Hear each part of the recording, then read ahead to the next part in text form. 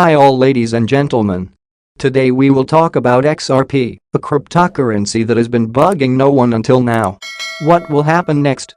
I have prepared for you some documents with information which for sure will be useful for you. Because thanks to it, you can understand in what direction to move. And before we begin, I want to ask you to subscribe to my channel because it will be useful to you in the future quality news information that will not let you fall below the level that is now. Well, now let's go. Ripple CEO is optimistic the crypto firm will get ruling on XRP lawsuit soon, slams embarrassing SEC. Indeed, the SEC case has already dragged on for as long as one can imagine.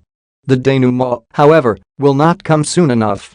Brad Garlinghouse, CEO of crypto company Ripple, said he is optimistic that a ruling on its legal dispute with the Securities and Exchange Commission will be reached in 2023, potentially in the first half of this year.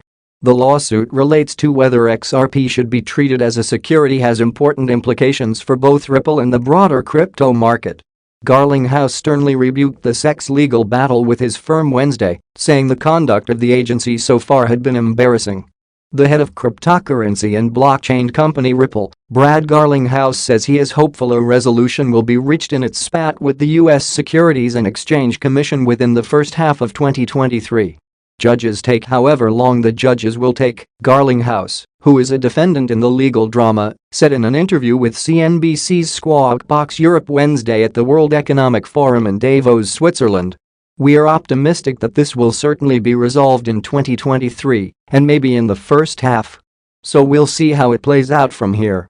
But I feel very good about where we are relative to the law and the facts. The U.S.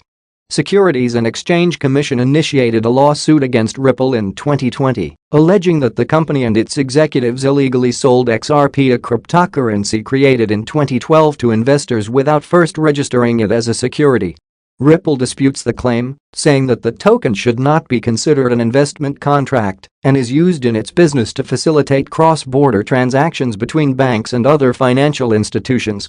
In December, Ripple and the SEC submitted their final round of briefs seeking a summary judgment to the case, respectively accusing each other of stretching the law. The judge could make a ruling in favor of either side, avoiding a trial, or put the matter before a jury. Garlinghouse said that he expects a ruling to arrive sometime in the coming single-digit months, potentially as soon as June. He added that he doesn't expect the company will settle the case, although he remains open to the prospect.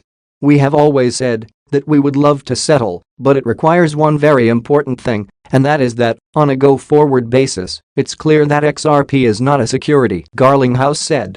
The SEC and Gary Gensler has very outwardly said he views almost all crypto as a security. And so that leaves very little space in the Venn diagram for settlement. At a September event organized by the Practicing Law Institute, Gensler said that the vast majority of cryptocurrency tokens are securities. He subsequently hinted that Ether may also qualify as a security. Without referring to it by name, Gensler told reporters in September that crypto staking mechanisms, which reward users who deposit their tokens to secure blockchain networks with interest-like payments, should count as securities offerings, since the investing public is anticipating profits based on the efforts of others. Ethereum, the network behind the world's second-largest cryptocurrency, switched to such a model last year. The only cryptocurrency that the agency has made clear it doesn't view as a security is Bitcoin. Gensler previously stated that the world's biggest cryptocurrency has no group of individuals in the middle, meaning investors aren't betting on an intermediary. The XRP case has important implications for both Ripple and the broader crypto market. A judgment pronouncing XRP a security could potentially impose much stricter curbs on Ripple with respect to the token. This could include requirements for transparency disclosures and greater investor protections, akin to those imposed on regulated broker-dealers. It may also set a precedent for dozens of other crypto and blockchain projects that could potentially be classified as securities. Stressing the significance of the lawsuit's outcome, Garlinghouse said on Wednesday, "Something I've heard here in Davos repeatedly is how important this is not just to Ripple, but also, really, the whole crypto industry in the United States." He added, "I keep reminding people that outside the United States, crypto is still thriving, Ripple's still thriving, and we should make sure we're continuing to engage non-US regulators as well." embarrassing behavior. In a separate fireside discussion with CNBC's Arjun Karpal Wednesday, Garlinghouse issued a stern rebuke of the SEC's legal battle with his firm, saying the conduct of the watchdog so far had been embarrassing. "From the beginning, I thought it was very clear that the facts were on our side, that the law was on our side," he said. "And I think as you have seen this play out, as you have seen the filings in the court, that the judge certainly is hearing our arguments." He went on, "The SEC's behavior and some of it has been embarrassing as a US citizen. Just some of the things that have been happening, like you've got to be kidding." He said the US is notably absent from the list of regulators developing crypto-friendly rules. The United Arab Emirates, Japan, Singapore, Switzerland and UK are some of the forerunners in this respect, in his view. As part of the legal proceedings, Ripple fought to obtain documents related to a June 2018 speech from former SEC official Bill Hinman, which it says have aided the case. In the speech, Hinman says that sales of rival Ether are not securities transactions. XRP was once the third largest cryptocurrency, commanding a $120 billion market value in early 2018. It has dropped sharply since, amid US regulatory scrutiny and a wider downturn in Bitcoin and other digital currencies. XRP now has a market capitalization of roughly $20 billion, according to CoinMarketCap data. It was interesting enough information, but that's not all we need. What do you think? Write in the comments. Such big money. Look what we have here. It's time to get to grips with this, deciliters. SEC charges Ripple and two executives with conducting $1.3 billion unregistered securities offering. Washington, D.C., December 22, 2020. The Securities and Exchange Commission announced today that it has filed an action against Ripple Labs Incorporated and two of its executives, who are also significant security holders, alleging that they raised over $1.3 billion through an unregistered, ongoing digital asset securities offering. According to the SEC's complaint, Ripple, Christian Larson, the company's co-founder, executive chairman of its board, and former CEO, and Bradley Garlinghouse, the company's current CEO, raised capital to finance the company's business. The complaint alleges that Ripple raised funds, beginning in 2013, through the sale of digital assets known as XRP in an unregistered securities offering to investors in the US and worldwide. Ripple also allegedly distributed billions of XRP in exchange for non-cash consideration, such as labor and market-making services.